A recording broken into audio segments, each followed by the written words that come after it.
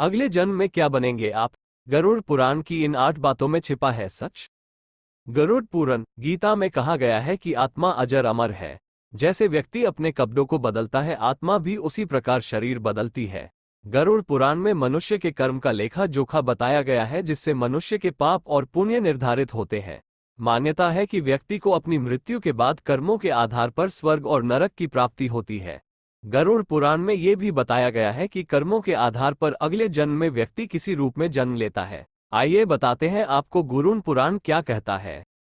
इस तरह तय होता है अगला जन्म। महिलाओं का शोषण करने वाला। जो लोग महिलाओं का शोषण करते या कराते हैं वो अगले जन्म में भयानक रोगों से पीड़ित होते हैं। वहीं अप्राकृतिक रूप से संबंध बनाने वाला अगले जन्म में नपुंसक, गुरु पत्नी के साथ दुराचार करने वाला कुष्ठ रोगी होता है। धोखा देने वाला गरुड़ पुराण में बताया गया है कि जो मनुष्य छल, कपट और धोखा देते हैं वो अगले जीवन में उल्लू बनते हैं। वहीं झूठी गवाही देने वाला दूसरे जन्म में अंधा पैदा होता है। हिंसा करने वाला गरुड़ पुराण के अनुसार जो व्यक्ति हिंसा करके परिवार का पालन पोषण करते हैं, जैसे लूटपाट, जानवरों को सताना या शिकार खेलने वाले, अगले जन्म में किसी कसाई हत्थे चढ़ने वाला बकरा बनते हैं। परिवार को प्रताड़ित करने वाला, माता पिता या भाई बहन को प्रताड़ित करने वाले मनुष्य को अगला जन्म तो मिलता है, लेकिन वो धरती पर नहीं आ पाते क्योंकि उनकी मृत्यु गर्भ में ही हो जाती है। गुरु का अपमान करने वाला, गुरु का अपमान यानी भगवान का अपमान, ऐसा करना नरक के द्वार खोलने जैसा है। गरुड़ पुराण में कहा गया है कि गुरु से कुतर्क करने वाला शिष्य अगले जन्म में जल रहित वन में ब्रह्मराक्षस बनता है।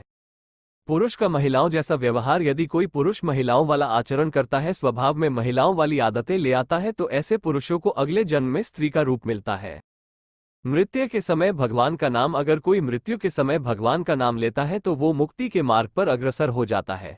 इसलिए शास्त्रों में कहा गया है कि मरते समय राम का नाम लेना चाहिए।